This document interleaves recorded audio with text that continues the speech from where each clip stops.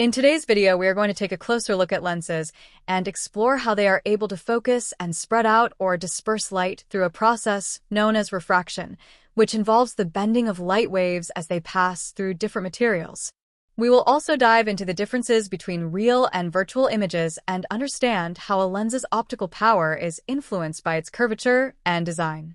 To begin with, there are two main types of lenses that we encounter in physics and in real-world applications, and these are convex lenses and concave lenses. Convex lenses are characterized by an outward bulge at the center, which enables them to bend or refract light rays that are traveling parallel to the axis inward, so that they all converge or meet at a single point. This point is known as the principal focus. Another term often used for convex lenses is converging lenses, because their primary function is to cause light rays to come together at a point. On the other hand, concave lenses have surfaces that curve inward, almost like a cave, which causes them to refract parallel light rays outward, effectively making the rays spread apart. This spreading out of the rays is called divergence.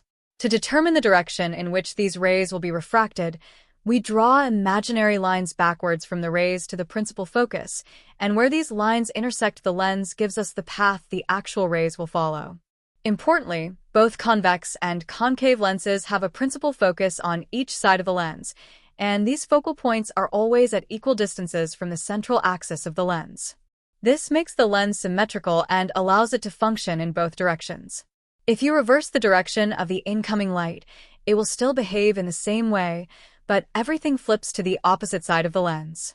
The principal focus is always found on the axis, which is an imaginary straight line running horizontally through the middle of the lens. The distance between this principal focus and the center of the lens is called the focal length. The focal length is a critical factor in determining the strength or power of the lens. A lens with a shorter focal length is considered to be more powerful because it bends the light more strongly. To make a lens more powerful, we can either increase the curvature of the lens so it bends light more, or we can use a material that has a higher refractive index, meaning it naturally bends light more than other materials. Now, let's move on to the concept of real and virtual images, which can be a little tricky to understand at first, but is extremely important in optics. Whether an image is real or virtual depends on how and where the light rays appear to come together. In both cases, an image is formed at a point where rays of light originating from a single point on an object appear to meet.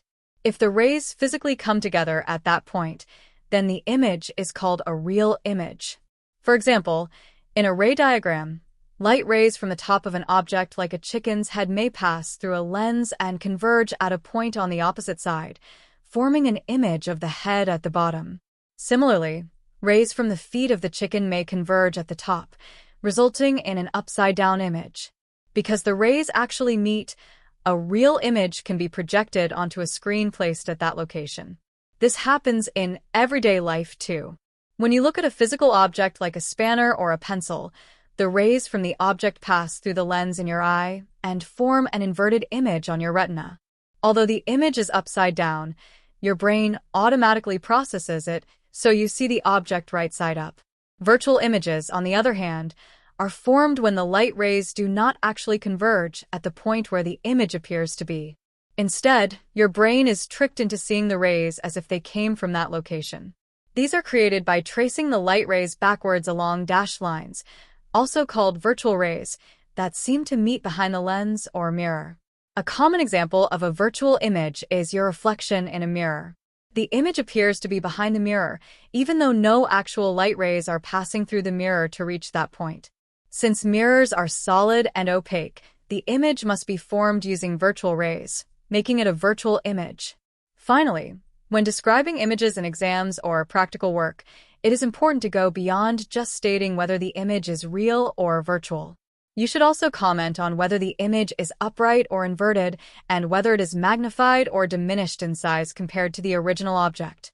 For instance, in the case of a convex lens producing a real image on the opposite side, the image may be smaller and inverted, which means upside down. On the other hand, a concave lens might produce a virtual image that is upright and smaller than the object.